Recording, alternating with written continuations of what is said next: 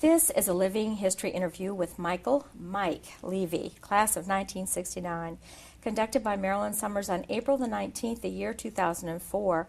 We are at his office in Fort Lauderdale, Florida, and the subject of the interview today, his life in general, his experiences at Georgia Tech. May I call you Mike? Sure. Please, sir, tell me where you were born and when. I was born in Gainesville, Florida in 1946. My father was an engineering student at University of Florida. He had just finished his service in the Navy, and I was born just ahead of his graduation, so at 6 weeks old I was moved to Miami, Florida, and I grew up in Miami. So your dad went to school probably on the GI Bill. Yes, after he fighting did. in World War II. What branch of the service was he in? He was in the Navy. So his timing was, you were just about, came along, everything, just what we saw, that accelerated pace of the guys getting out of the Navy, getting married, getting their education, and starting their family. That's right. I'm one of the oldest of the baby boomers. So you were the first of the Levy children. Yes, Did that's you right. end up having more brothers and sisters? I have a brother 2 years younger than me and a sister 4 years younger. How fine. And Daddy moved to Miami to take what job? He went to work for the post office. Really? And worked his entire career for the post office up through retirement. As an engineer? No, as a letter carrier. Isn't that interesting? Yes, their jobs were a little scarce when he got out of school, and he had a family to support, and had that job for his entire career. Well, there was a lot of security in a government position, so right. He opted for the security of it. So, And did your mom work? She did. She was. My mother worked for a Ford dealership in Miami for years as a switchboard operator, and went through all of the various steps from the switchboards that had 1 million wires in them up to the digital PBX.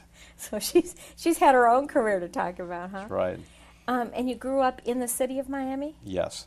Where did you go to elementary school? I went to elementary school at Citrus Grove Elementary, which was right in the heart of what's now Little Havana.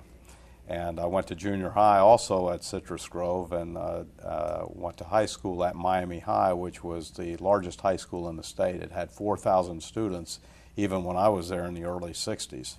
So really you stayed right in the same place? Right. I grew up on Flagler Street and 25th Avenue, which is only about 2 miles out of downtown Miami. Now, I know Flagler's a famous name in Florida, period, isn't it? So yes, that's it's the street in Miami that divides north and south. And there you were, right in the heart of it. Were you a good student, Mike? Do you remember going to elementary school?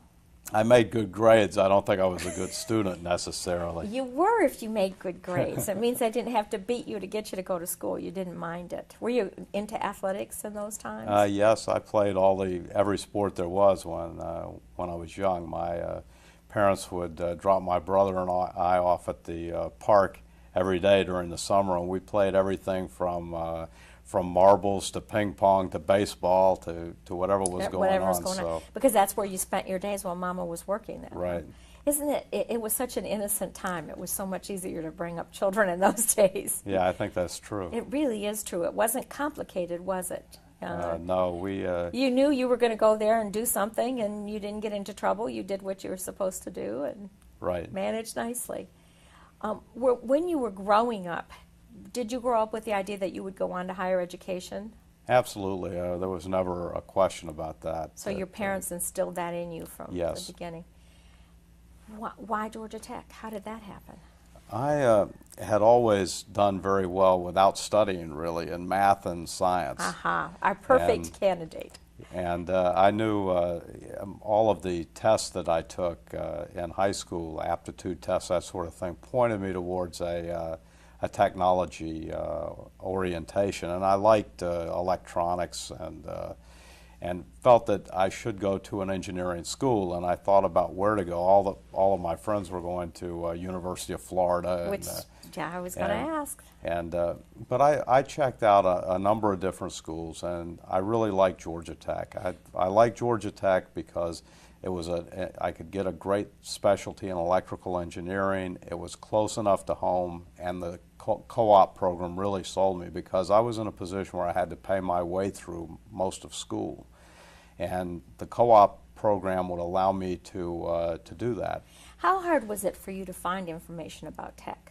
we didn't have the internet then or anything. So how difficult would it have been for you? That was what, 1964? Yes, I graduated from high school in 1964, but I had already had Georgia Tech on my short list in 1962.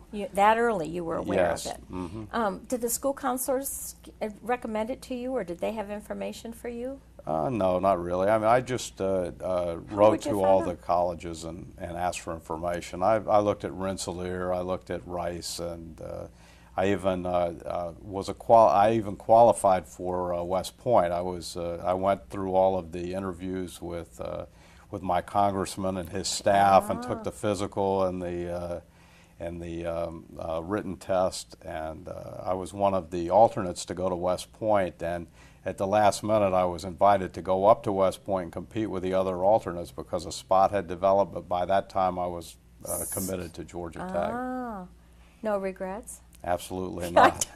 It's easy for you to look back and say that. But with Cardi, I'm just wondering, when people come to Tech from another state, you're going to pay higher tuition because you were an out-of-state student. Right. And yet, if you hadn't been industrious enough to go look for yourself, you wouldn't have even known about it. How well known were we in the South at that time? Georgia Tech was well known, and I was, of course, a football fan. Georgia Tech had a good football team, and you had heard of that before, so. Oh, sure. I mean, it was no secret. It was no secret. So Georgia Tech really appealed to me, and with the co-op program, I knew I could pay the higher tuition. Yeah, that's really cool that the co-op program. And it worked out fantastic for me because I worked for Florida Power and Light in Miami. So I was at Georgia Tech during football season in the fall, and during spring when we had all of the good fraternity parties, and I was in Miami in the winter and the summer. So you had that worked out very nicely. Did they find you the job with Florida Power and Light, or did you find that yourself before you went? The way the co-op program worked at that time was various companies would send representatives to campus to interview people, and or arrange for interviews when you were home between breaks and so on. So during that first quarter at Georgia Tech, I had numerous interviews with companies, and Florida Power and Light was my preferred company because I could live at home while I was save even more money. Yeah. So I had interviews with Florida Power and Light, and was accepted as a co-op student there. So it really worked out great. Now, to get accepted at Tech in the first place, you did it all by mail. You had to write in? Well, sure. You had to take, of course, the SAT test, and I don't know what they're like today, but there was the basic math and verbal skills SAT, and then there was an additional battery of 3 other tests involved with the SAT that I had to take. And after you had done very well in all of those, then you wrote and said you were interested. They would send a transcript, and or they didn't come looking for you. You had to go looking for them. Yeah, that's right. Yeah. And I wasn't applying for financial aid or anything, so I got accepted and went on to major in electrical engineering. And when you got up there, it was for the fall quarter. We were in a quarter system at that time, so you got up there to be there at the best time of the year to start your studies. Right. How well prepared were you for Georgia Tech? Well, I wasn't really prepared for academically. I was prepared fine because I had calculus in high school. I was in so you were one of the lucky ones. Yeah, I was in a calculus in 1964. I had calculus in my senior year, so you were very fortunate. From that standpoint, I was in pretty good shape. I think the part that I was not in such good shape is that I made good grades in high school without studying. And that wasn't going to happen anymore, was it? No, that was tough. And I think in the first 2 years, I did okay, but I didn't do great. And a lot of the English courses and some of the other more liberal arts type classes. But and I wasn't so serious about it. I was in a fraternity. I was having a great social life. Which fraternity did you join? Theta Chi. So I didn't really apply myself much in the first 2 years, but in the last 2 years in electrical engineering, I did very well. It was what you wanted to do then, so you paid attention. But let's go back to that the first quarter you were there. Did you live in the dorm? Yes, I lived in a dorm, in Techwood dorm. Oh, you got the choice dorm over there. Yeah, that was the co-op dorm. And it was, I guess, the worst dorm on campus. It was the only dorm across North Avenue at that time. And we had, just to put it in perspective for today's students, we had, the only thing that you had in your room, it was just a square room that had a bunk bed in it. There was no restroom, no bathroom in the room. Oh, no. No television, no telephone. Communal. There were no cell phones, so the only phone was a pay phone in the hall that about 50 guys had to share. And the bathroom was like the bathrooms you see in prison films that have all of the shower heads lined up. And of course, when you were in the shower, if someone was going to flush the toilet, they were supposed to yell "flush" so that you'd step out of the shower so you didn't get burned or frozen one way or another. Yeah, so it was an interesting. How many guys in your room? There were just two of us. Just two. Oh, some of them had 3 and 4 even. So two in your room. So you made your first friend. Right.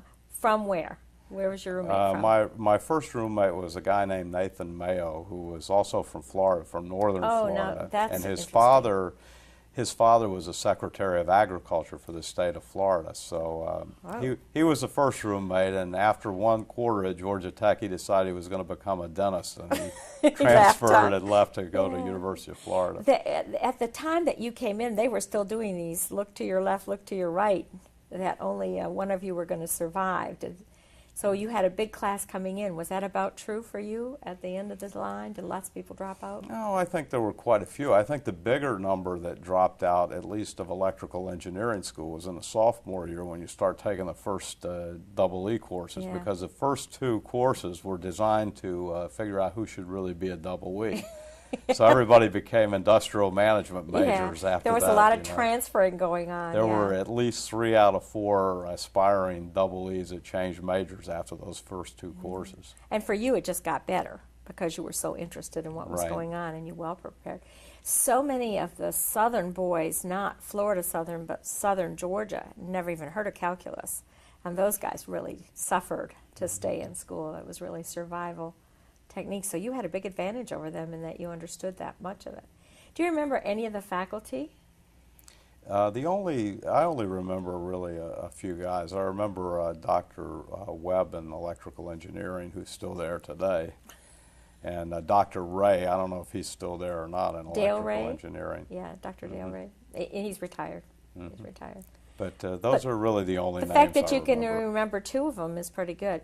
Did you think you got enough help that people were interested in seeing you get through school? Did you feel strong? I never talked to a professor. If you could avoid it, you did. No, I never did. I mean, I never went to see anybody. I never asked for help or anything. I just went through the classes. You were independent. Yeah, the less I talked to those guys, the better off you were. And if you were doing all right, I guess you didn't have any need to talk to them. You said you had a good social life. You eventually moved into the fraternity. Yes. And were still able to focus and keep your grades up. Sure. What was the social life? Mostly just fraternity parties and things? Yeah, we had a lot of parties, quite a few, and of course the football games were a big focal point on Saturdays. And now at that time you would be required to go wear rat hats. Only as a freshman. A freshman, yeah. And most everybody went to the football games. Oh, sure. As a freshman, I had the rat hat and, had to sit in the special section. And it was, I thought it was really quite a lot of fun. Tech started out with a good year my freshman year. Won the first 7 games, but then lost the last 3, I believe, but still, that's right. More wins than losses. Who was the coach then? Bobby Dodd. Bobby Dodd was the end of this. He was the coach for the first 2 years that I was at Tech. And they had a great season in the second year I was there. They ended up going to the Orange Bowl. I believe it was the second. It was second or third. Bobby Dodd's last year, they went 9-1. They were 9-0. They lost to Georgia. They went to the Orange Bowl and played Florida and lost to the Gators. So you can remember every bit of that. To see what an important part of your life that was. What else was going on? Did you go into Atlanta at all? Was Atlanta a very good city in the 60s? Sure. What was happening? I don't remember going downtown too much, but they were. I think around the time there were a few places down there we used to go to. movies big then? I mean, the Not Fox. I never went much when I No? was in college. You know, sometimes on dates and stuff, but not that often. Did we have the big dances in those days, the interfraternity council dances, or that didn't Well, affect we you had then? fraternity parties all the Mostly. time. There were a I lot want of to know about these parties. there were a lot of good groups. There were the Hot Nuts. I don't know. You know, they were guys that had obscene lyrics and all that back in the '60s, and a lot of times 3 or 4 fraternities would get together and we'd hire them out. We'd go to an airstrip somewhere and have them out there and have a big party. Just raise heck, huh? Yeah, we had a good Now, time. the 60s were, there was a lot of foolishness going on in some of the campuses. I don't hear much about that. No, at there Georgia wasn't Tech. much at Tech. I know that I had a lot of friends that went to University of Florida, and I think that, of course, that was a lot of early drug use and other things at Yeah, a lot of yeah. campuses, Kind of but the it hippie never era. was really at Georgia Tech too much. I think it was just starting to creep in about the time I graduated in '69. The theory always was the guys had too much to do. The students, period, had too much to do at Tech to mess around. You couldn't afford to get behind because you couldn't. It took too much effort just to stay up to date, didn't it? Yeah, well, I don't know what happened at Tech in the '70s. I'm sure that a lot of things happened there that were different Not than in as the much '60s. as in other but- schools, Yeah, not as though. much as other schools, but By the time you were there in the 60s, we had already integrated women for 10 years. We integrated minorities right. in 61. But they still were not much of a presence in your time. You probably saw very few women and very few black. Am I right? Yeah, I think when I started at Tech, there were only about 50 or 60 women. At the most. Yeah, at the most there might have been. If there were that many. Interesting, a lot of them would have been in electrical engineering, though, because that was one A of the... few, not too many. Really not too many Well, there in weren't the, too in the many 60s. But no, I don't remember too many Yeah. electrical engineering women. But there were quite a few students from China, from India, even back then. So we had an in electrical engineering, we had a number of Chinese That's and interesting. Indian students. Certainly that's the case today. The international students flock to that. But that was starting that early. Yes. And Smartest kid in our class was Chinese. We'd have tests in Dr. Ray's class where he'd give a 20-point quiz every week, and it was all graded on a curve, but the average score on these tests was about 7 or 8 out of 20. And this Chinese kid would get 20 out of 20 every week. And everybody wanted to kill him, probably, for screwing it up. Made it a little harder on everybody else. I'm told that when you do really well in high school and then come to Tech, you feel pretty confident about yourself until you see, look, somebody told me I looked around and all I saw were geniuses. You know, because Well, I don't know. I don't recall that many geniuses. There were a few, but there were, I think everybody was pretty it can be smart or they humbling. wouldn't be there. Yeah, it can be a humbling experience, though. Now, you said at the end of that quarter you got your job with Florida Power and Light. Yes. So you just came on home, lived Right, at home. and I made a lot of money with Florida Power and Light for 2 straight years because we had hurricanes in the summer of '65 and the summer of '66, so that I was able to work basically double time for a number of Wow. of weeks. Each time about a week at 18 hours a day, double time. So I was able to really make a lot of money. Were you out just actually doing physical work then, stringing lines and things of that No, sort? no. During a hurricane, when you have a hurricane, all the power gets knocked out. Right. And my job during the hurricanes, everybody had a job, and I had a truck that I drove for Florida Power and Light, so I was assigned to a substation.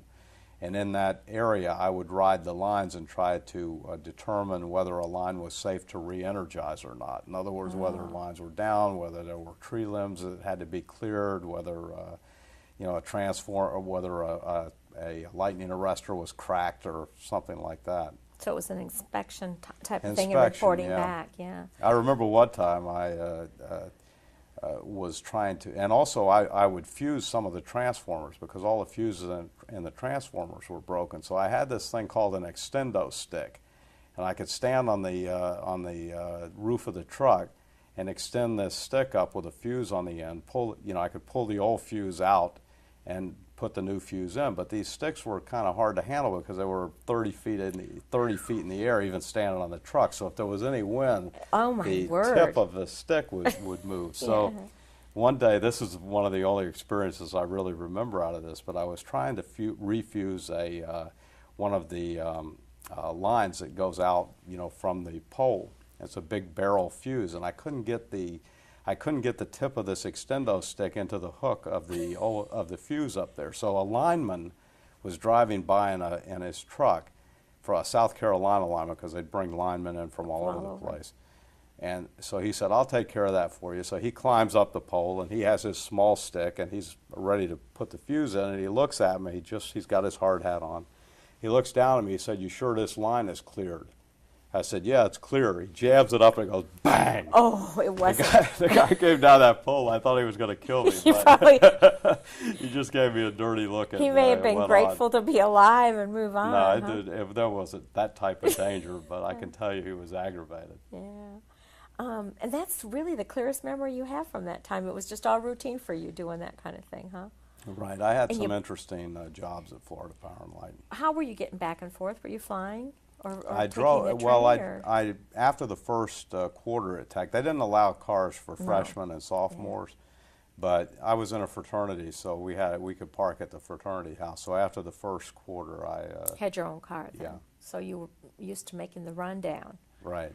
That's a long haul. You said it wasn't far from home, but it is a far piece if you got to get in a car. It was about 700 miles driving, and the interstate wasn't built all the way through, so you'd have to get off of I-75 in southern Georgia, and go the last 150 miles on the two-lane roads. Oh boy!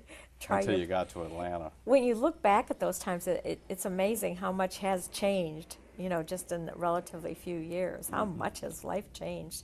Now everything's just so much faster. We can't even think of driving. Well, when I started at Georgia Tech, the downtown Atlanta area was just a bunch of, 5-story brick buildings. They were just starting to build the new buildings down there, like the Hyatt Regency was one of the first ones, and the Gaslight Tower and some of those buildings. So we saw a lot of construction in the downtown area from '64 to '69 when I was there. Actually, that was the beginning of the city proper, when everything's starting to go up. Mr. Portman was making his presence known down there and just started developing. They had a cylindrical building that was being built around North Avenue. It was a bank building. Yeah. And they got it to a certain stage of construction, and no one could figure out how to finish it. It just sat there in this like one a big silo, stage for years until they figured out how to complete it. It was so well built that when they tried to tear it down, it defied demolition. I mean, they had a really bad time with that. I remember they took that down probably in '89 or '90, and they had a terrible time with it because they had built it so well. On the campus itself, we already were starting to expand somewhat, but it was still a relatively small campus compared to what it is today. Sure, Lester Maddox had his restaurant that was in over the Pickwick, the Pickwick. It was in what's now it's probably the middle of the campus today, but pretty much, a little bit to the west, but pretty much. And Hemp Hill was on Hemp Hill, which got sucked right up into the campus. And we used to go there once in a while for dinner, and Lester would come out, this is before he got elected mayor, and he would come out and, talk to everybody, and he'd have his axe handles in the front that he would sell, and, it's pretty interesting. A colorful character is the way he was remembered when he passed. Yeah, very colorful on the Tech campus. Atlanta was going through a bad time during those years that you were there, in that there was a lot of civil unrest. Ivan Allen was trying to keep everything under control, but there was a lot of the first peaceful, Martin Luther King's first peaceful sit-downs and all that. Do you have any awareness of that at all? Did that affect really. It didn't affect your life at all? No. Yeah. You didn't think of it as a particularly dangerous place to live? No, everything was under control. My last 2 years, I lived in an old house just off of by Piedmont Park, between I think between Piedmont and Juniper Avenues on 11th Street. 11th Street. I can just picture that right there. The old house is probably still sitting there. Probably is. It's just worth a whole lot more now than it was then. Yeah, I think I paid $69 a month. A month to rent it, yeah. Overall, when you look back at those 5 years, because of the co-op, it takes the 5 years, was it a happy time for you? Oh, yeah, it was great. It was a good time for you, so you knew you were in the right place. Yes. Never a regret. Never.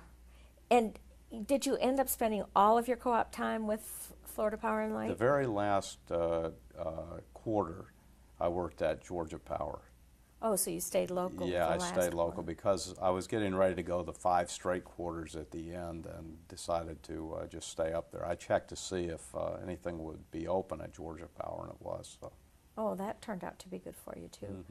Mm-hmm. All in all, you're a fan of the co-op program. Absolutely. Doesn't it? Don't you wonder sometimes why everybody doesn't do that? Well, I think that it's more than just the money, though. It's a great way to go, but it was a great way to go on the quarterly system. Without the quarterly system, I don't know how good a It's program harder it on is. the employer than the employee on the semester system. I mean, the kids like it fine, but the employers sometimes don't like it as well because they only get them for two times in the cycle or something. I don't know, but it's changed a lot in the last couple years, but it's still a pretty strong program. But the experience that you got is worth its weight Well, in the gold. best experience I got was knowing that I didn't want to work for the power company there when I you go. graduated. And isn't that what life is all about? Because I really knew as much as any of the engineers that worked there while I Yeah. was a co-op student, because nothing really got designed there. I wanted to design things. And that wasn't what you were about at that time. Today you probably would be. I mean, in the co-op programs today, they try to find the niche you're looking for, give you a It was chance more to try important to me to be able to live at home and to save money Yeah, than it was to try to be in a job similar to what I wanted to do when I graduated. yeah. At that time, you had your values straight. Did you end up without any debt then? There was some debt. You know, my parents had actually taken out a loan, and they ended up paying that debt off, which of course I've repaid many A times million over. times over, I'm sure, yeah. But it wasn't staggering or No. make it impossible for them. So it No, actually because worked out to be a good deal. I paid my way all the way through until the last 5 quarters. When you think back at those times, tell me did we have the tradition of George P. Burdell? Was he alive and well in your time? Well, they talked about him, but I never paid much attention You to didn't. him. Ramblin' Wreck, did we Oh say? yeah, the parade was a big thing. We always entered a car, and everybody worked on it. So that was always a lot of fun. Greek Week in the spring and homecoming in the fall. Those were really a lot of fun. They were important for everybody, and it's part of the college experience, don't you think? Mm-hmm. It's a good thing to be able to live right there and be a part of all that. Yep.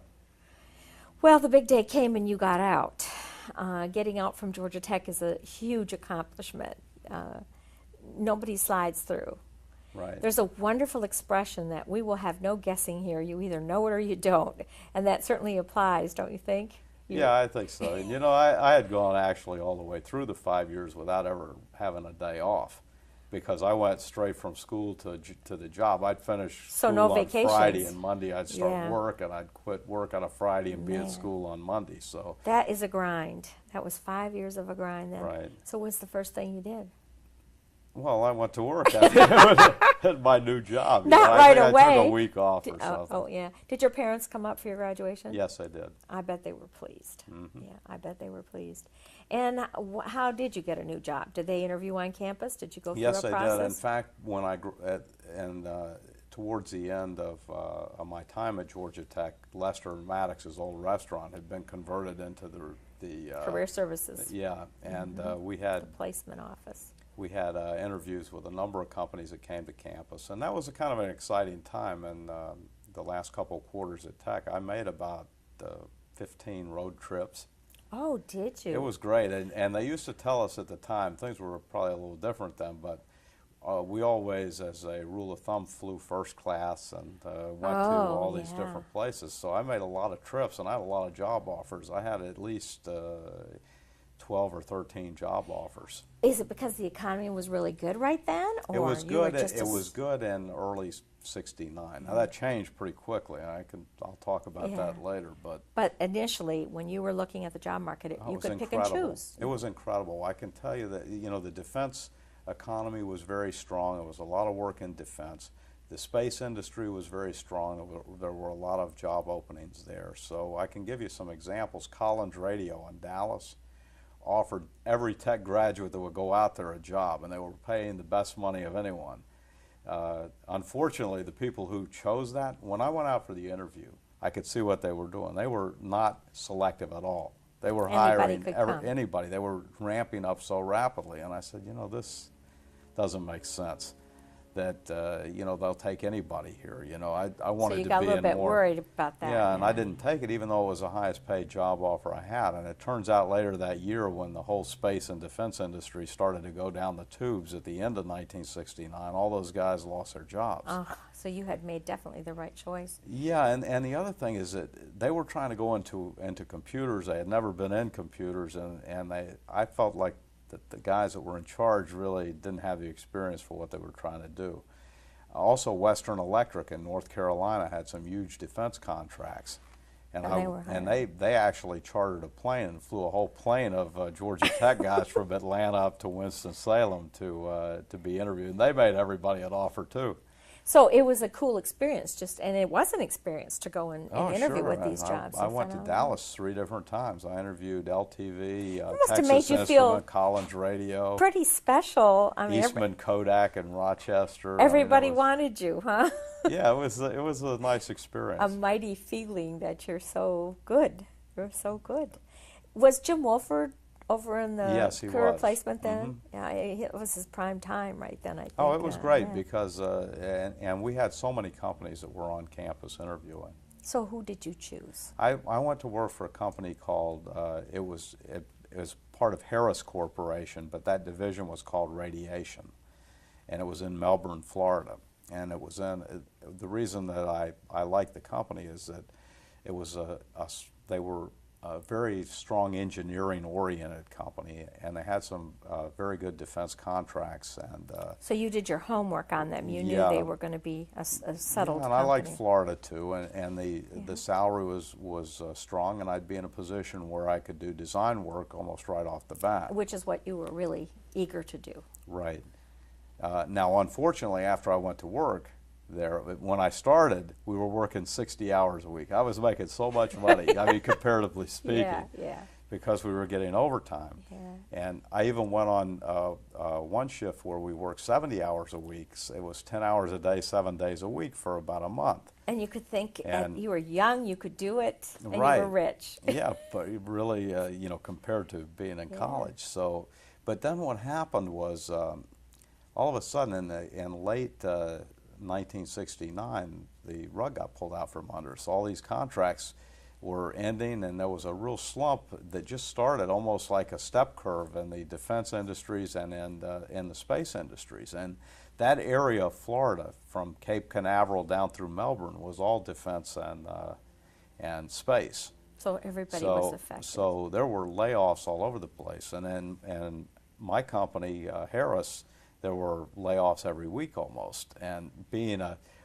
new graduate, 6 I months felt out, especially vulnerable. So I was in an office with 3 other guys. We were all recent engineering grads or graduates of that June. They called us June grads and all that. So all 3 of those guys got laid off. I was the only one that didn't. And we'd hear on every Friday morning, when all these layoffs would take place on Fridays, we'd hear the loudspeaker system come on right before anyone said anything, and they would always page somebody to the boss's office. And you knew what that was He going to said, be. "Oh man, your heart would start beating whether they're going to Yeah. call you or not." But fortunately, You got saved. I survived it, and I was transferred I was offered a job in another division, and really that turned out to be a big positive. I went to work for the controls division of the company. And in that position, we were designing supervisory control systems for electric utilities, the hardwired computer systems of that day that control power plants and substations. Okay. So I had a chance to really work in logic design in a very strong way. And in fact, when the very first microprocessor chips came out, the 8008, they were the first 8-bit chips from Intel. A friend of mine who worked with me and I got copies of the first data sheets before the chips were even available in 1972, and we wrote a compiler, an assembly language compiler for the chip, and we designed a system on our own that the company later incorporated as the first microprocessor-based system. It was one of the first microprocessor-based systems world. in the world. In the world, really. And Yeah. Intel knew me very well. In fact, made me an offer in 1973. I probably should have taken it, but Who knows? but I didn't know what Intel was going to do long term at that time. So you stayed with them for a bit longer. I stayed with with Harris through actually through the first part of '73, and a company in Miami called at the time they were called Milgo Electronics. They became Raycal Datacom. Was trying to go into some microprocessor-based designs for communications terminals. They were a major modem manufacturer at the time, and they got my name through Intel and made me an offer to come down, and I ran that whole group and moved up to manager of engineering. I had about 50 engineers working for me when I was 26 years old. I was going to say they were probably all twice as old as you were. A lot of them were older, yeah. But you already had experience on something they had never even heard of. Right. So that was just. And I was aggressive. I mean, it was. You were in the right place at the right time with the right attitude. That's what it all comes down to. So you moved down to Miami. Yes. And that was 1973. Yes. And how long did you stay with Raycal? Well, I was there through the early part of '78. In 1976, a guy contacted me through an Intel rep that had an idea that he wanted to talk to me about. So I went over to his house, and he had an idea for an electronic language translator, similar to a handheld computer, but that would translate words and that would be very small. And I looked at the thing. I told him, I said, there's no way from a technology standpoint this can be done right now cost effectively or even to put in this size package for what you want to do. The amount of memory requirements, the alphanumeric displays, none of those things were commonplace at that time. They didn't exist. But I said, there's a lot of work going on in this area, and maybe in a couple of years it'll be possible. So I looked at it off and on with this guy over the next 2 years, and we filed for some patents. And in 1978, I felt like this could really be accomplished. So I left Raycal Datacom in early '78 and went into this full time. And the way we got our first money to start this company was we filed a best efforts Regulation A public offering with an unknown security firm in New York to raise $500,000. So we were able to do that. Which seems like a very modest amount now, but yeah, appreciable then. But for two guys that really were just starting this thing from scratch and without any real business plan or anything else, it was a pretty good way to get started. So you were standing out on the end of a limb, in other words. You were really taking a risk to go out there because I don't know. I didn't really feel like it was a big risk. I knew I could easily get another job doing as well as I was doing. Respect, yeah. So. And I really didn't have my own money at stake in the deal because we actually had the IPO document out circulating while I was still working at Raycal. Yeah. And the president of the company came into my office one day, which he never did. He came in and he said, look, he said, I noticed your name is in this prospectus. I said, well, yeah, that's right, but we don't know if we're going to be successful with this offering. He says, are you going to leave? I said, well, if the offering's successful, yeah, I would be leaving, but if it's not, I'll stay here.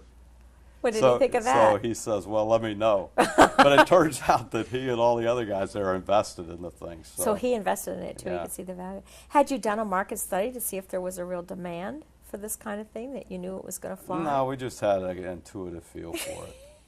So this is truly being an inventor or a tinker or it was. If I can make it happen, I'll make it happen. But even then, it was pretty tough to do because there were only a few chips out there that would work. Intel had a chip, and a company called Mostec had a chip. Now, because they had the chip, they were patented, though. There were single-chip microprocessors. You could access and use that then. Yeah, and they were just coming onto the market. And Intel's was called the 8048, and Mostec's was called something else. I don't remember. Some but vague name. We ended up going with a Mostec chip because they had a 64K ROM that would, a read-only memory that would store this information. And that was the biggest single-chip memory you could get, and there were a lot of other considerations in a handheld device like battery power and now how big handheld? deck of cards? Like a calculator. Just like a calculator. And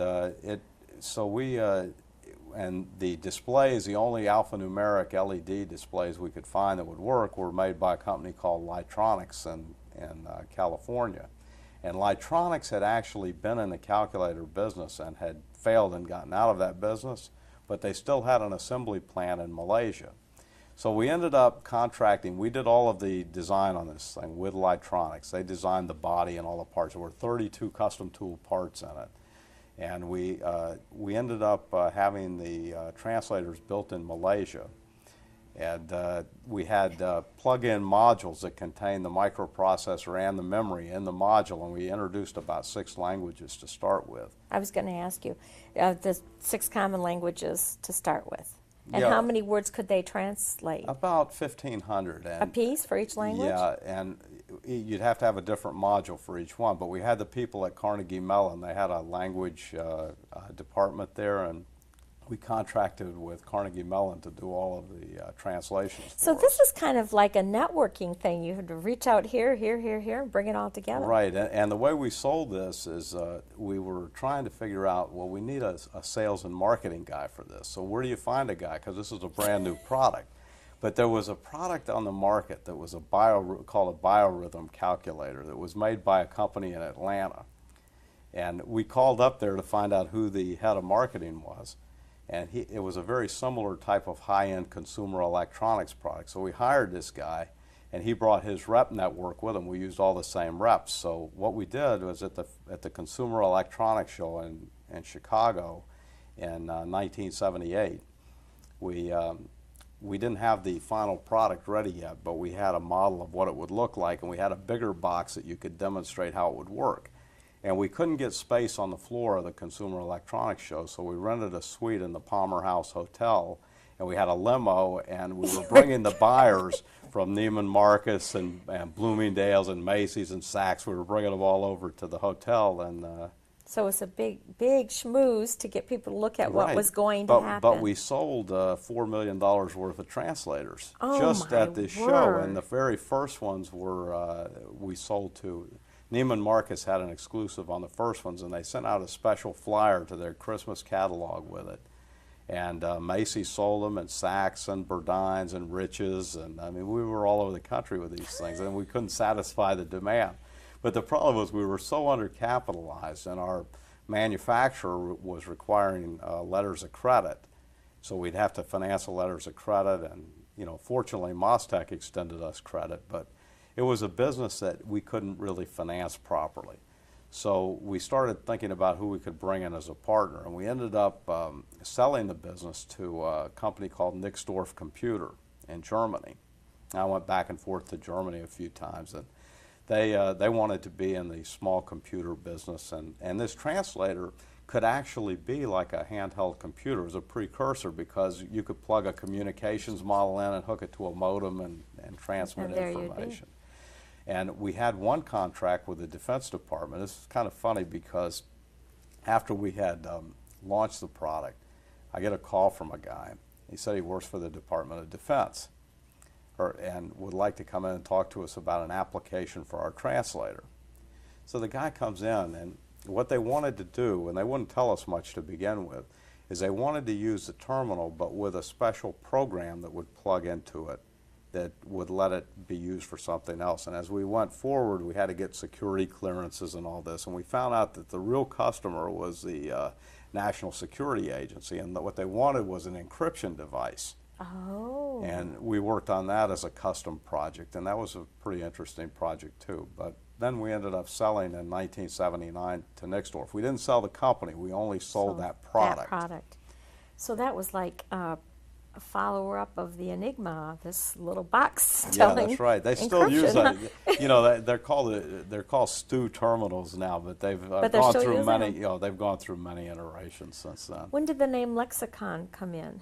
To begin with, my partner was Greek, and lexicon was the Greek word for language, for dictionary. So that's how we had the name. But we ran into a lot of other business challenges during that time because it turns out there was another lexicon in Massachusetts that was in the Oh. electronics business, and they sued us over using the same name. So I had to go to court in Massachusetts, and Doesn't that have to be cleared somewhere, or do you just start off and well, the see thing what got happens? thrown out. We were able Yeah. to keep our name. Oh, well, that was good.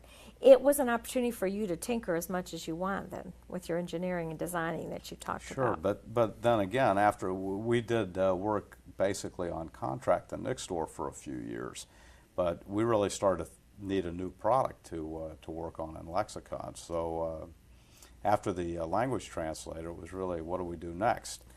And what we came up with was a line of communications terminals that were, I'd say about the size of laptop computers today, but that would communicate online for email and other applications. And we sold those to Citibank and a number of other companies. Okay, again, was that early? That was one of the early That was in types of that? 1982, 83. But I mean, was that Yeah, an early oh, yeah, application very, for that? very early. So it was kind of revolutionizing the whole way Yeah, it was one large of industry the was best little terminals of that type. And then following that, we had a couple of custom contracts that led us into credit card authorization terminals.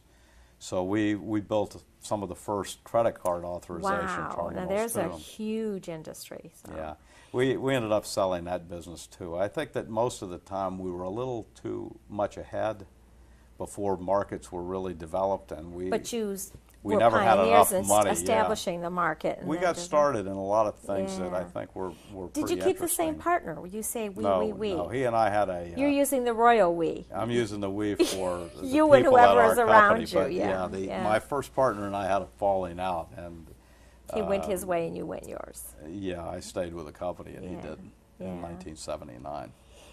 Tell me, is there a time when you actually go into a lab or sit with a computer and just play with your ideas, or do these all happen on the fly and you just think of these things and then talk to somebody to see how you're going to make them happen? How does an Well, inventor I think invent? in the early days, of course, I did a lot more hands-on work. But after the first generation of the language translators, I was pretty much out of the direct engineering. So you were side more of the it. idea man then, coming I up had with a ideas concept and projecting it. and made sure that they. I just wonder what happened. makes an inventor. What do you think? What makes an inventor invent? You see a problem and think of a solution for it? I don't know. It's. I think that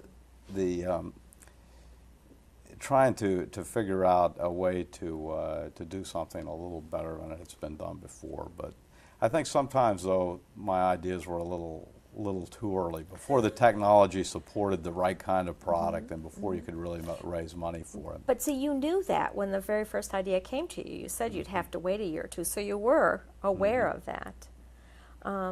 And then all of a sudden the technology just overwhelmed. It all just started coming very fast. Right, and of course, I had a lot of ideas for things that I never did anything with. Did somebody else ever do any of them?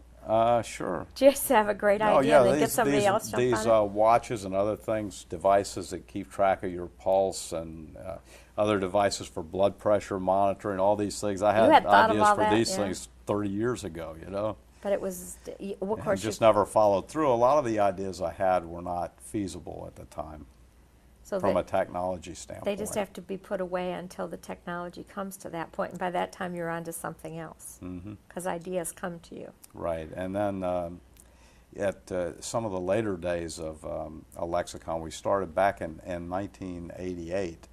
A guy came to me with an idea that he had for, it was actually 87, he had an idea for a video editing system for college football. And he had a customer in Ohio State University. So I took a look at the product, and it was based on video disc technology. See, they were big disc, like large records, and they could store some video, but not like today. I mean, it was a pretty crude technology. It never really caught on, but we could take all the plays of a football game and put them on one of these discs, to where you could search on a computer, let's say, and pull all the third and long situations, or third and short, or first downs, so that a coach then could actually say, okay, I want to see what the team I'm playing against, what they do in third and short situations in the first half of the game. So all those plays would come up. And Ohio State was very interested in it because at that time, all of the colleges were still using film. Oh, they talk And- about using film, yeah. And the NFL had only made the switch to video in 1987 from film. But if you went to these places, like I visited Ohio State, Texas A&M, and a bunch of pro teams, they actually had film strips hanging on a clothesline. And they'd have all the third downs together, the second down. Somebody so if a coach, had to do if a that, coach yeah. wanted to look at a certain situational capability of a team he was playing, they would the film guy would go pull the Manually, various yeah. strips and put them together and make a Yeah, it didn't a happen copy just for like 'em. that, so. So the NFL went to video in '87. They had been using 16 millimeter film.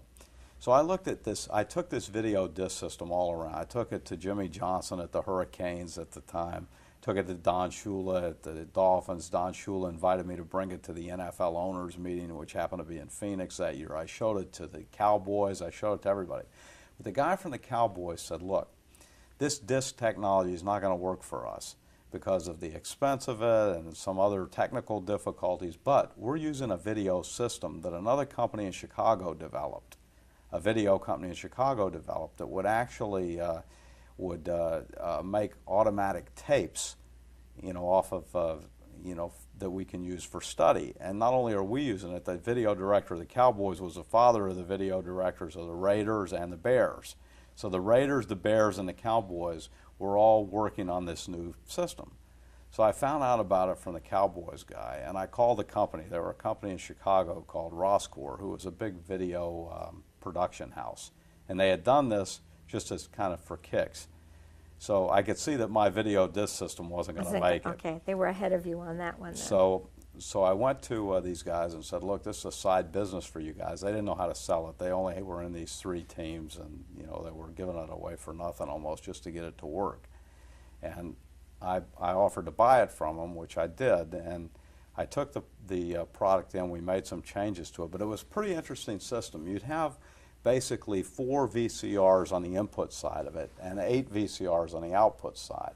And in the 4 input side tapes, you'd have you could have up to 4 different games. Okay. And on the 8 outputs, you'd have 8 blank tapes. And you'd basically say, okay, the coach wants all the third downs, third and short, third and long, first down, whatever it is. Each guy, the defensive coordinator wants this, the offensive coordinator wants this, the receivers coach wants this, and the linebacker coach wants something else. So each one of these output tapes, you would designate certain plays to go on. And when you saw this thing run, it was unbelievable. You'd see all these 4 input machines running, and they'd be pulling off the plays and putting them on the 8 output where they tapes. were supposed to be. And it would create just a ton of tapes for these guys, because each coach would want to look at 10 or 12 different tapes. And you'd have, in college, you'd have up to 20 different assistants that wanted tapes. So there was a big market for it. Yeah, I mean, it was a market that was a good market until you sold all the team systems. But we ended up selling systems that were averaged at about $150,000 a piece to just about every pro team. We had 25 NFL teams. We had 150 colleges, including Georgia Tech, University of Georgia. We had the whole SEC. We had the whole Pac-10. We had most of the other conferences, but it was lucrative. It did well. Yeah, it was great for a while. And you learned a lot from it. Mm-hmm. But now, of course, it's all digital. And it was starting to go that way after we had sold all of our systems. Then it started to turn digital, and that's when I sold the business. Yeah, meaning the whole process, you could tell that was another thing now coming now out. every team has digital systems. Okay. So you and sold my it. brother, who I had working for me at Lexicon on this, he ended up going to work, and now he's with a company that makes most of the digital systems. He's a general manager there. Isn't that funny? Just think, and just your really relatively, as time goes, short career, how many technology changes you've seen happen in these fields. Tremendous. I mean, if you It's just think amazing. back, when I got out of college, the way you inputted, you still had to input information to a computer on either a card deck or paper tape, and that was pretty crude. Yeah, and yet it was a wonder at its time, an absolute wonder. So Lexicon stayed in business from 78 until... From 78 through 93, I sold the company. And we had sold off most of the assets, and I turned over control of the company to some other guys who sold the rest of the businesses off and actually took the company in a different direction. It's now called Florida Gaming Corporation. A completely different one. Yeah, they're the biggest operator of high-life frontons now. So it's a totally different business. You were just ready to move into something else and start a new company? Well, I was ready to just retire for 5 years or so. Oh, is that what you thought? Yeah, just take some time off. And, Didn't happen that way. No, what happened, this was pretty much, I guess, around June of '93. And I started to, think about different concepts. And it was the kind of thing where I wouldn't have gone to work for anybody else. And I didn't have to. I'd made enough money not to worry about it. But if I came up with an idea, I'd start to look at it. And what I came back to was really applications in sports, because this last sports venture had been really a lot of fun. The problem with it was that there were only a handful of customers, relatively speaking, and once you sold to those customers, what would you do next? That was the end of the trail. So I started to think about what kind of a sports product could I do for consumers. That would have an endless supply of audience. Right. And at the time, my initial thoughts were towards statistical-based products, because at that time, this is before the internet. No one knew what the internet was. There was no World Wide Web. The only online services that people could use easily were Prodigy, America Online, CompuServe, and they were pretty crude by today's standards. But CD-ROMs were starting to become popular. Really, that early? 93? Yeah. And I started to look at some CD-ROM applications that had a lot of statistical packages in sports. There were sports games, a lot of sports games by Electronic Arts and others. And I started to think maybe this is an area to go into. So I went out to Las Vegas for the Comdex show in November of '93. And I went and visited every company that had any type of a sports application and CD-ROMs. I went to buy the Prodigy and AOL and CompuServe booths and saw what they were doing with sports, which wasn't much. And, I spent time, of course, playing poker at that time back at Caesars before and the Mirage had just opened. Appeared. Yeah, the Mirage was open. So I played poker at the Mirage. And I went to the sports book, and I see at the sports book everybody is betting on sports. I started to think, maybe there's an application in sports gambling. And my thought was, if you were in the casino, this was my first thought of a product that I was going to act on. If you're in a casino anywhere, all the floor space is taken up with gambling machines or table games like slot machines and all that. But if you go in the sports book, there were all of these rows of seats where people would just be sitting there watching the game. They go up to the counter and they'd bet on the sports, but then they'd just be sitting there. So my first idea, and I still think it's a good one, was to put in interactive betting machines at each, all through that sports book. So if you were sitting in there, you'd have one of these in front of you.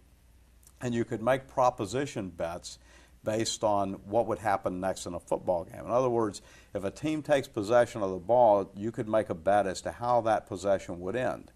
Would it end in a touchdown, a field goal, a fumble, an interception, a loss of the ball on downs, or a punt?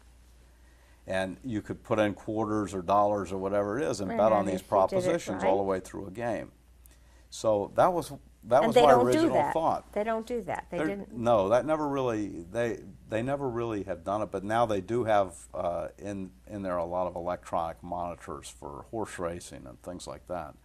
So I was going to do this, and I was going to start the company to do it, and I had contacted Arthur Anderson because I had worked with him before.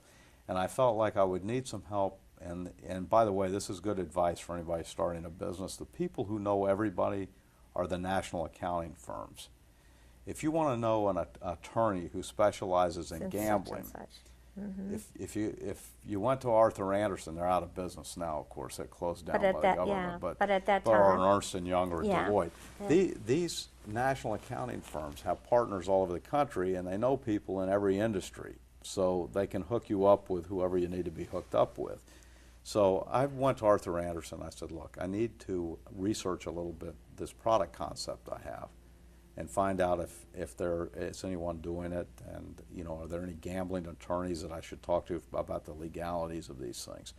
And as I started to get into it, I found out that another company was planning a very similar product that was a well-capitalized company that was already in the gambling industry.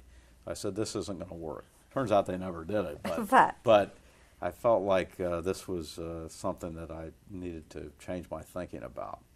So then I decided to look at the online sector, and I made it a point to go online on both America Online and Prodigy on New Year's Day of 1994 and see what they were doing with sports coverage of the bowl games. And what I saw was very little. At the end of the games, most of these services still had up stories, pre-game stories. So that and at the most, they were just keeping track of the scores on maybe a half-hour basis, half-hour updates. I said, this could be the answer, to provide sports information and sports gaming information, odds and so on, up to the minute. So the concept then became to put an online service together for sports. And again, pre-internet. So this was going to be a dial-up service similar to an America Online or a Prodigy, but only for sports. And I founded the company in February of '94 and started to work on a business plan and a prototype of what the service would look like. And I went around everybody I knew to raise money and struck out. I've sent letters to all the venture capitalists in America and struck out. And who are all kicking themselves now. So a friend of mine suggested that I bring in a heavyweight guy in the sports business that would give me credibility to open some doors. An athlete. And I started to think about who to get. So Joe Namath's name came up because he was a guy who had played years before. Everybody liked him. He was like a living legend, and he could be the right guy. So I found out who his agent was. It's a guy named Jimmy Walsh that lived in New Orleans. I called Jimmy up and I said, we're interested in talking to Joe Namath about a new company. And he said, well, if it's a new company, how much you want to pay us? And I said, well, there's no cash. It would just be stock. He said, well, we want to own half the company then. I said, well, So anyway, negotiations he agreed to come down and meet with me. So we went through all this stuff, back and forth. And finally, he brought Joe in, and Joe liked the concept, and we started talking about it. And then Joe agreed to come on and become a shareholder in the company and a spokesman and open doors with the NFL, but only if we could raise enough money to get the company started. Now, I had been funding it myself up to this point, and I wanted to raise $2 million. And that's what I had been trying to do. So the deal with Joe Namath was contingent on raising the $2 million, but his agent said, well, look, I know a lot of people in New York will go up and present this. So we put a business plan together to try to raise $100,000 from 20 different investors. Okay. So the first day in New York, we meet with about 7 guys to go through the plan. And finally, the 7th guy we were going to dinner with, and I remember his name was Bert Zanft. He was the largest manufacturer of artificial Christmas trees in the world. He sold all the artificial trees to Kmart and Walmart. So I went to dinner with him, and he brought a friend of his from IBM who was going to do the technical analysis of what I was trying to do. So we go to dinner at La Tesse in New York, and I lay the whole thing out to him. And the guy is so far, I mean, he doesn't know anything about sports, and he's really kind of a guy that I would think this isn't going to fly. Right? Yeah. So the next day, I get a call from Jimmy Walsh. He says, look, Burke is interested in the deal, but he wants to do the whole $2 million. Oh, my word. He doesn't want to bother with the other, so he just wants to know what kind of deal it is.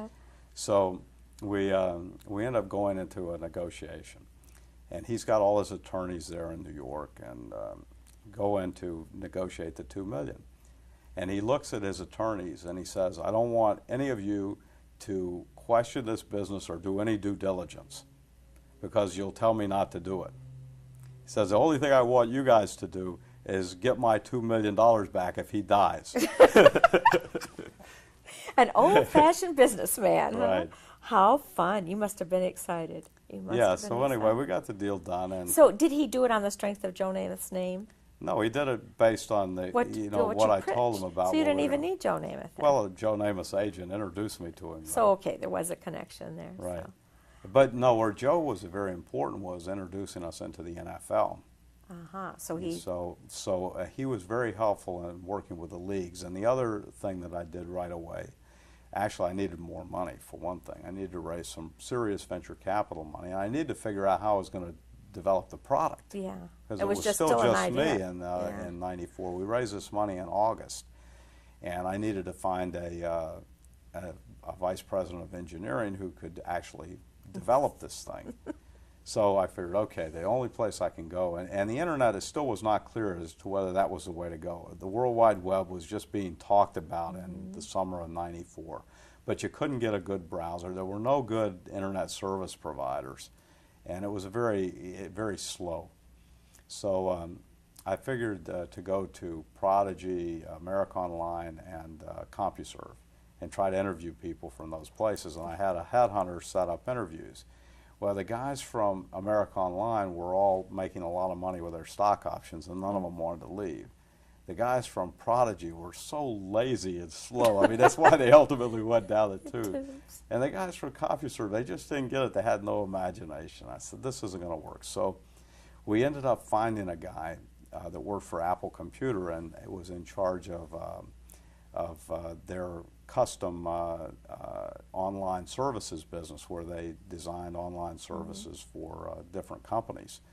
And we were able to bring him in. He had worked for GE before in the same area, so he came on board with us. And then he and I decided in January of '95 to go out and visit with Netscape, because Netscape was distributing free browsers over the internet. Yeah.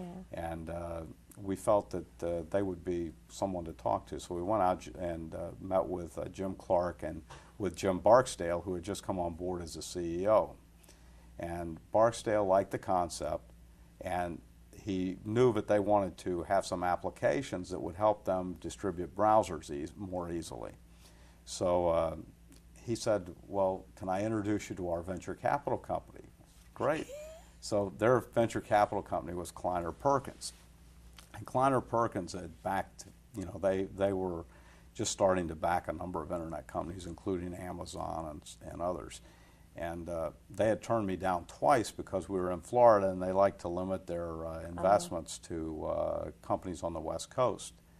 But they agreed to come down and meet with me, and I went out there and able to hit it off with these guys. But they set a condition of doing the deal was to move to California. So because we only had a few employees at the time. But I was able to convince the partner that was negotiating with me to leave it where it was, and it worked out pretty well. So they put in $3 million, and of course we had to raise a lot more as time went on, but it became easier after that. We launched the product in August of '95. We went from 0 to 100 employees in a few months. Yeah. And we had a big press conference in New York at the Waldorf. We were already against ESPN, even from day one. And one of our keynote speakers was Jim Barksdale, who had just completed the IPO for Netscape. And it was a hugely successful IPO in August of '95. And he did our press conference a week later. We had Joe Namath there. Bob Costas was the master of ceremonies. Oh, we had boy. Mike Schmidt. So it was a lot of fun. So it was a marketing and coup. Kicked it off pretty well. And but we found ourselves again in a tough situation because we had no television partner. We couldn't do deals with the leagues because they wanted to do deals with their TV partners. And we really didn't have enough money to do it still. And we were trying to figure out a way to do an IPO, but none of the underwriters would touch us without a TV deal in place. Well, who could we go to? Because ABC and ESPN were part of Disney, and they were already had an online capability. Yeah. NBC and CBS and Fox were the only three potentials. And we started up very strong conversations with Fox. And over a 6-month period in 1996, We negotiated back and forth, and finally by June of '96 we had an offer from Fox, and it was such a bad offer that you that turned it down. had to turn it down. I mean, it was really really pretty poor. So that left NBC and CBS. We couldn't get anywhere with either one of them, and finally the day after Thanksgiving in '96, I had meetings set up in New York with NBC and CBS. So I went in and met with NBC, and they said, well, maybe, but you'll have to move to New Jersey. You know, now we've got a real company, and you can't move like that. Plus, I wasn't going to move there in the first place. Then we went to CBS. CBS had just hired a new president for sports, Sean McManus. And Sean had worked with for IMG, the big sports marketing company, who we had used as a marketing consultant. So we knew Sean, and that was even though he didn't know anything about the internet, he liked us, and we were able to get conversations going, which ultimately led to us doing a deal with CBS in March of '97. That really put us on the map, because then we were being promoted on TV during all of CBS sports events. So from idea to public, here I am, 4 years. Yeah, we went public in the fall of in November of '97 at $8 a share, and raised $32 million. And 4 months later, though, we raised $150 million at 37 5/8. Wow. So those were some real boom times in the internet. Yes, weren't they? And it's proved to be a very good relationship. CBSSportsline.com. Yeah, we're actually promoted on TV quite a bit, and not only through CBS. At the time we did the deal, CBS didn't have the NFL, and now they do. Now so, they do. Yeah, we do SuperBowl.com. We're the official site for the NFL. We do NFL.com. We produce PGATour.com, the official site of the tour. Yeah, everybody. We do NCAASports.com. Did you register Sportsline.com right when '93 when you started it? That's a great '94, name. yeah. '94. So you register that or patent it, or yeah, what do you have to do to protect that? we trademarked the name, and so that nobody could come along. Yeah, but it turned out that another company had used Sportsline that our attorney didn't find, and what it was a radio-based scores program, a telephone-based scores program, where you would call an 800 number and they would give you scores of games. Oh, okay. And it was called Sportsline. It was a division of a company called Weatherline, and they ended up suing us, and we ended up settling with them. But we got most of the money back from the insurance of the attorney who didn't find it in the original search. And the original search didn't do due diligence. So Sportsline and then .com. This guy didn't have the .com. No, but we started out as Sportsline USA and added the .com. Okay, the .com is very, very telling. I mean, that's all the kids talk about that. But so. and we figured out what works in our business and what doesn't. But I think one of the great things that we've developed over the years are our fantasy league products. Well, I was just going to ask you, who came up with the idea of fantasy football? Well, we had the idea from the beginning. Fantasy wasn't something new, but it wasn't being done on the internet. Yeah. And I wouldn't say we were first. Probably us and ESPN both decided to do it, but I think we did it better. We ended up looking around. We had our own fantasy, but then we said, there are a lot of little companies specializing in fantasy, and we should look at every one of them and see what they've got. And we found one in New York that was way beyond what anyone else was doing, called Daedalus Communications. And we bought that company and installed their fantasy, and that really took us to the top of fantasy. And it's... we have 5 million people playing in our leagues. Every day. When you hear NFL on TV, any NFL game, when they talk about NFL.com fantasy, that's ours. All of that is yours. Yeah, and all of the CBS Sportsline fantasy. I became very much aware of it through the Final Four, the Sweet 16 and Final Four, all of the basketball stuff. Because you were handling all of Well, we had all the bracket managers. We probably were in every office in America with our automated NCAA bracket contest. Yeah. So much fun. You're having fun. Yeah, well, there's never an event that I can't get good tickets for. To say the very least, Mike, to say the very least. But really, it is your fantasy, isn't it, that you've always been crazy about sports? Yeah, I think it worked out well. I can't think of any other business that would have been more interesting. Well, you found something where there's an endless audience. You're certainly never going to use up the audience. There's going to Right. always be a continual renewal of that, so it's not limited that way. But you constantly find new concepts to put into it, not only the fantasy, but the memorabilia. Right. It's been interesting. We've been in and out of a lot of different things over the years to try to figure out what works. What But works. we do know that after 10 years of being in this business, I figured out what works and what doesn't work. Some of the things you would think would work would be coverage on the internet of minor sports that don't get any TV coverage, like college swimming or Kayaking or whatever. Yeah, all of these Those different other things. sports, the women's softball. You think that with no TV coverage, these would be interesting things on the internet. Well, it turns out maybe they'd be interesting, but you can't sell them. Nope, there's not enough on the market. Because really the key is if it sells on TV, you might have a chance to sell it on the internet. If it doesn't sell on TV, Then you have that's- no hope. So you don't go that road at all. No, we don't. We tried, but we never could figure out a way to make money with it. Now, the sports that make money on television, the reason they're on television is because you could sell advertising for them, because any sport that you could sell advertising for would be on TV.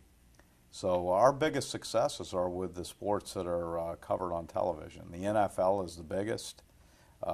Major League Baseball is big, and NBA. Hockey to a lesser extent. Golf is huge for PGA, us. oh, I Tennis is imagine, good. yeah. And college football and college basketball, particularly the NCAA tournament. Yeah. They say that next to the Super Bowl, that's the best watched. Well, if you think about it, the first 2 days of the tournament, there are 16 games each day. Yeah. And the games start in the afternoon, and they're on Thursday and Friday, and Yeah. everybody's at work. And we have live scoreboards that are right up to the minute. So Everybody's a wreck over finding out who's we going have to the millions dance. of people on our site Yeah, those first yeah. 2 days. I bet you do.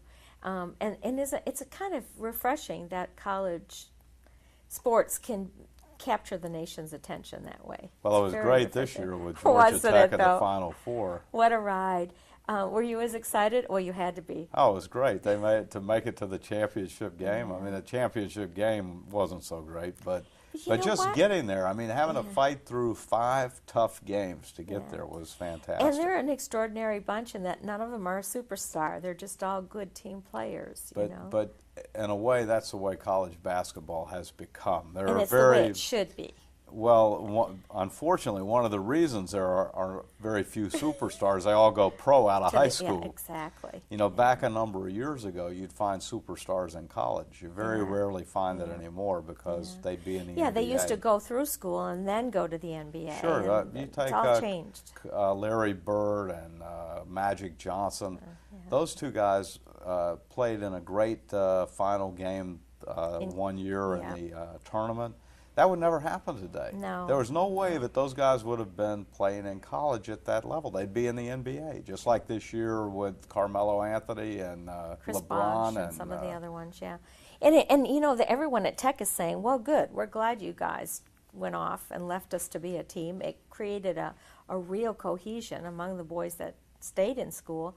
And 4 out of the 5 top scorers at Georgia Tech are actually on the dean's list, which is an amazing thing that they're, you know, scholars as well as athletes. Well, I think Paul Hewitt's done a great job, He has. no question about But it. you know, it was really weird, Mike, when you came back to the campus.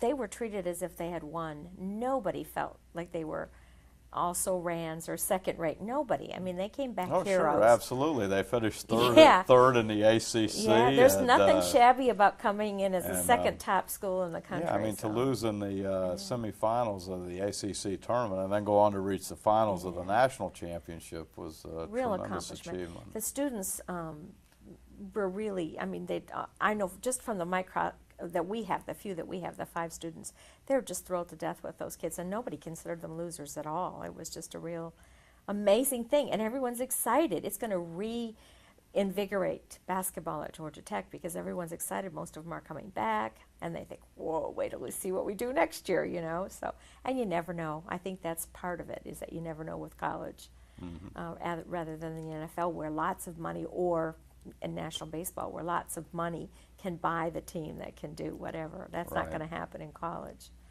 At least we hope never. It's the last place for innocence, maybe, huh? Yeah, I guess so. Isn't there some youngster that's actually suing the NBA to take him right from high school? Well, that you're talking about the NFL. In fact, Okay, yeah, football. that's That's right, not already basketball. that's in court, and the NFL is contesting it. But if the NFL loses and they allow high school graduates or anyone to go into the NFL at any age, you could be sure they'll still be drafted. So Yeah. It's interesting just as technology has changed everything in the last 10, 20 years. All of the sports are being changed too. The feeling and it's going to be altering. interesting to see in sports over the next several years. There are a lot of issues that are going to be very interesting issues because with player salaries at the level they are and expenses, I think it's going to be, and with advertising maybe reaching a level that's going to be hard to grow. Yeah. I think it's going to be very difficult for some sports to increase To their survive. television revenues as they have in the past. Yeah, to even survive. A very wise educator or provost that I interviewed said that his biggest fear of the future was that the high salaries, even in the academics, in the colleges, the high salaries that have to be paid the coaches to keep them there, it's going to corrupt somehow the whole sanctity of the game, and it's kind of scary because where's the control? Who's going to put the stops on these things? I think from an economic standpoint in pro sports, the NFL is better run than any sport. All of the team owners are individuals, and they have a sharing deal in place. They share all the television revenues and most of the merchandising So it's revenues. fair then. Yeah, and a team from a smaller market area can compete with a team from a larger market area, and you see almost different teams winning every year in the NFL. In other sports, you have a mixture of ownership. In baseball, you have corporate ownership of some teams, media companies own some teams, and some teams are owned by individuals, and the revenues are more localized. They're not national revenues as such where all NFL games can be watched nationally. So you're looking at a market where the New York teams, the Yankees in particular, can generate revenues far in excess of what the Marlins or the Brewers or some of these other teams are going to generate. So it's not a level playing field. It's very not at skewed. all, and they don't have. They've got a union that is a tougher union in baseball. They've got all of these free agency rules that are difficult, and that. They don't have salary caps in place. I mean, they have some kind of a taxing situation. It really is not going to hurt a guy like George Steinbrenner in New York. So he can load up a team with Superstars. $200 million in salary, where a team like the Marlins can't go higher than maybe $60 million. So he's going to get the best players every year. Is there ever going to be a way to fix that? I don't know. I think that the leadership in baseball has a long way to go to get to fixing to the levels that it's the got to NFL be. It's got to be self-governed. It's something they're going to have to come to that realization. But the NFL just has so much more going for it than the other sports. Hockey's another sport that's going to have trouble getting the right kind of television deal. Hockey's in trouble all the way around these days with all the. But if you look at the NFL, you've got so many things going. You've got national television contracts that are absolutely huge. You've got a great ownership base of all wealthy individuals. You've got all of the major market areas locked up. You've got a union that works well with management to make sure that there's salary caps in place and that makes going sense, on strike or anything and it's like an that. equitable situation. And people like football. You know, every office has a football pool, and gambling on football is huge. Nobody likes to talk about gambling, but it's there. But there are hundreds of billions of dollars bet illegally on football in the United States every year. And with that kind of money, there's a lot of interest. When you see people in a sports book in Las Vegas cheering in a game and jumping out of their seat when one team's winning by 20 points, saying, "What's going on here?" It's because the spread might be 20 points and the team is driving right at the end. So. I'll give you a good example of that. And there's a lot of gambling on college sports too. And I know the pools are hot and heavy. Yeah. Not just pools, but gambling on sports. Okay. So take a look at the Duke-Connecticut game. There's a great example. Connecticut was favored in that game by 2 points. Duke was leading the game up till near the end, and they fell behind by 3 points at the end when Connecticut made a free throw. So they're down by 3 points with just a few seconds left, or 4. They're down by 4 points with just a few seconds left. They can't win the game because they only have time for one possession. But they take the ball down court. The guy shoots a three-pointer to where they finish within 1 point. So if you took Duke, you won because you had 2 points. Oh, if the guy doesn't hit the three, you lost. So even though the shot was meaningless in terms of who won the game, it was a monster for gamblers in the game. See, I was totally unaware that was even happening. But that's what everybody was gasping over. Right, and if you were in the sports books in Las Vegas, it was a crazy scene out there with people just, going back and forth because in a basketball game, there's a score every few seconds, it seems like, and there are half the people in there for one team and half for the other. So you were pretty proud of Georgia Tech. This has been it was great. A great year for Georgia Tech in sports. When you think, a lot of people don't think serious universities and institutions should have sports. They're a corrupting influence that it should be all about, well, look at MIT doesn't have any of that kind of stuff. Well, none of the Ivy League schools have scholarships. They have football teams, but they don't have scholarships. But it adds so much more to the culture, don't you think? In galvanizing the student body. Sure, I think it's great. I think that some schools are a little different than others. I mean, some schools you might look at the football team and say, well, this is like a mercenary army that we pay to be in here. You know? We don't see that.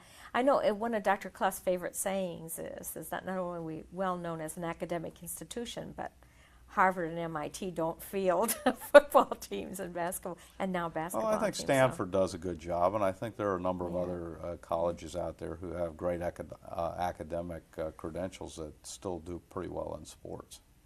So where does Sportsline.com go from here? How long is your contract with CBS? Is it a permanent situation? It runs to the end of 2006, as does our deal with the NFL, but CBS actually owns 40% of the company now, and we think by the time this contract's over that Sportsline probably won't be an independent company any longer. Yeah, no problems.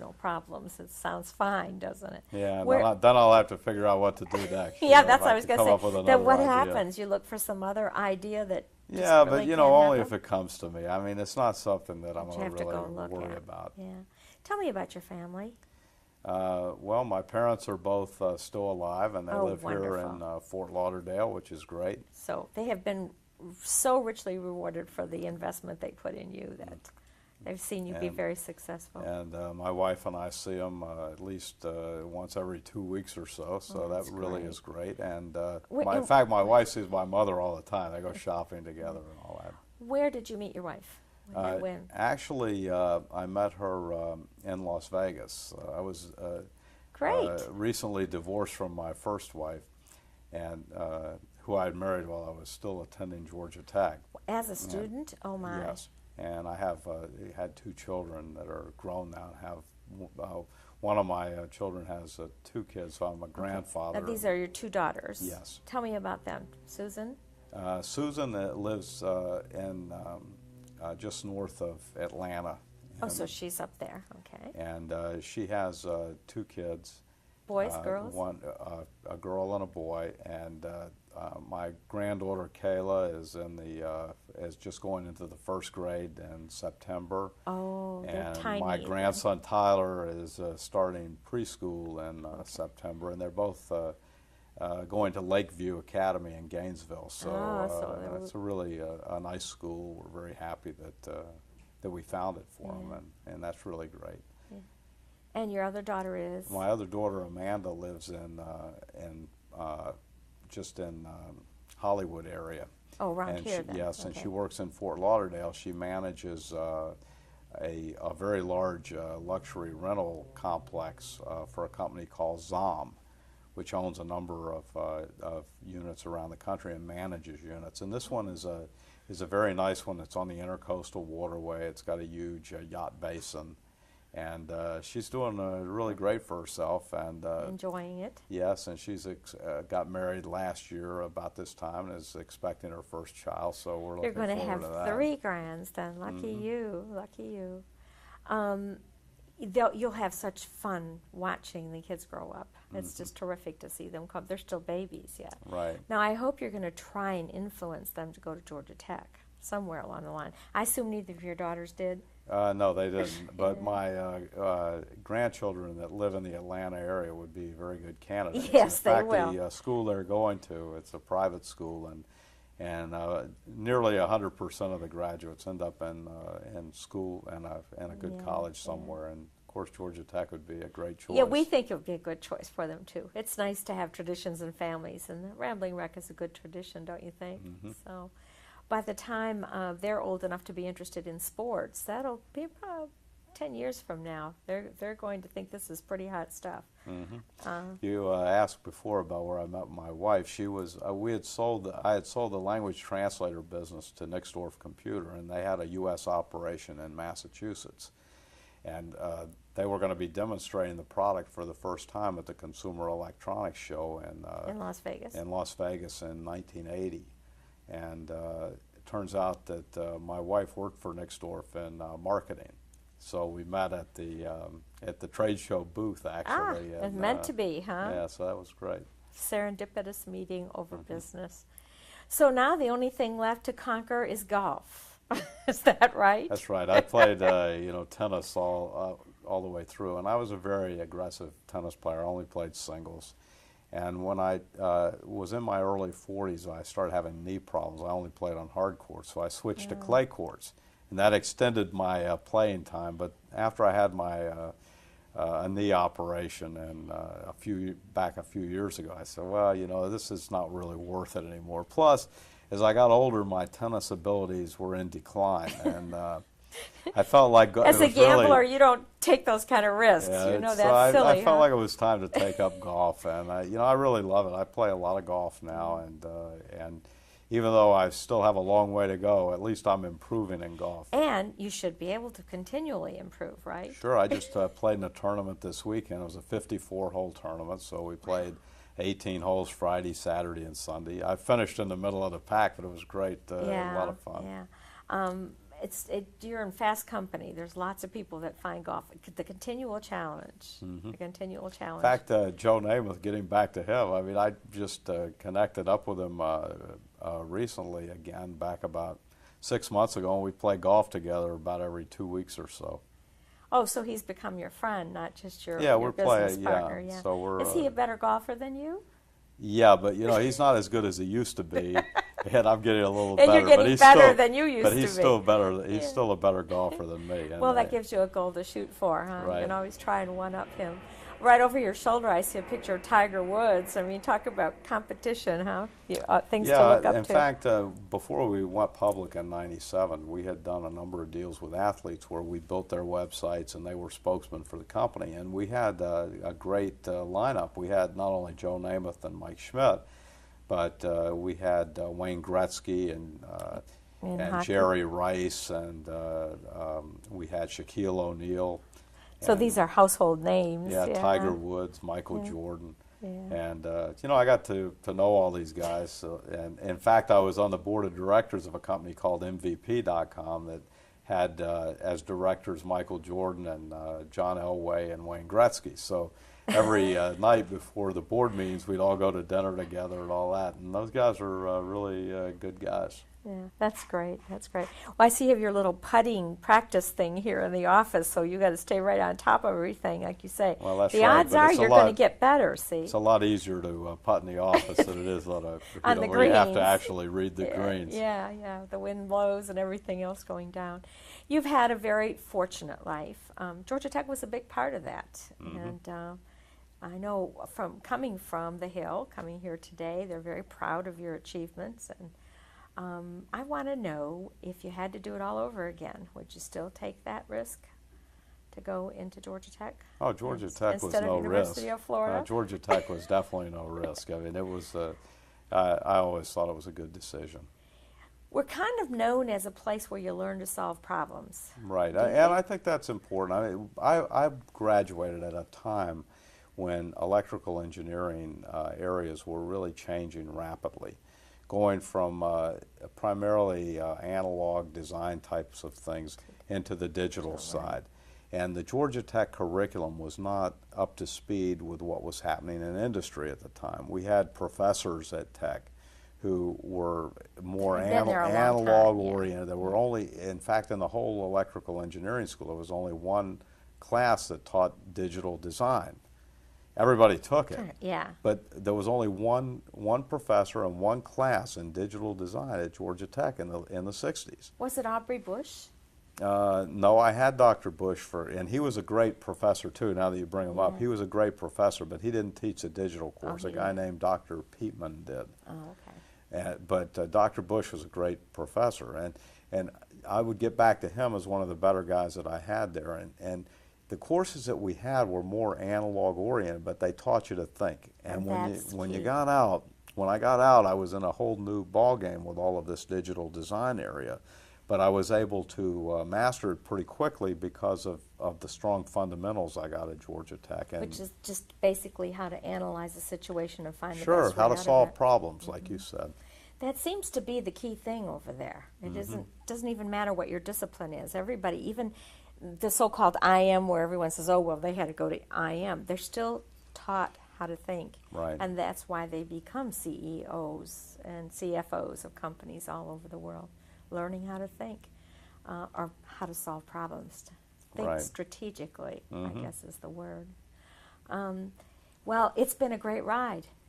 What else can you say, huh? It's been a great ride. When you Sure. look back at this like we just have, these last, from 69 to today, 35 years? Sure. Just 35 years. 3.5 decades, not that much time. And oh, how you have seen the world change. Oh, sure. I mean, from where we were from the technology standpoint, especially. Unbelievable, yeah. Having interviewed people that taught there at that time, that there were a lot of people that didn't think the computers were going anywhere, didn't have any faith in them at all. Wasn't going to happen. Oh my, have Well, they I happened. think chip technology really was a tremendous. Changed everything. Yeah, it really did. And it's only getting bigger and bigger or smaller and smaller as we step into the age of nanotechnology. Faster and faster, too. Faster and faster. Everything has to be in a hurry. Well, thank you so much for giving us some of your time today to have your story. We're very happy to have it in our collection, and we thank you so much. Well, great. I'm really happy to participate and very proud to be here. Thank you, sir.